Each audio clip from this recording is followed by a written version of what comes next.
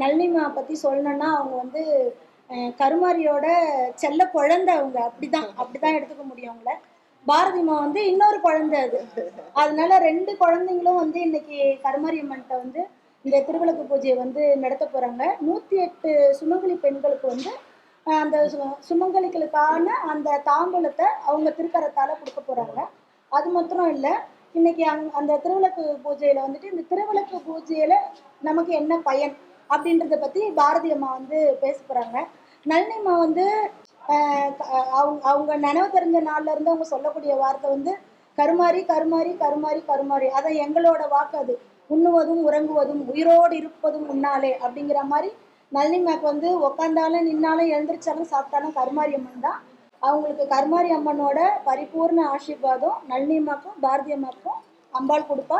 அதுக்கு அம்பாளோட ஆசீர்வாதமும் நாங்கள் அவங்களை கூப்பிடுறோம். வாங்க. வணக்கம்.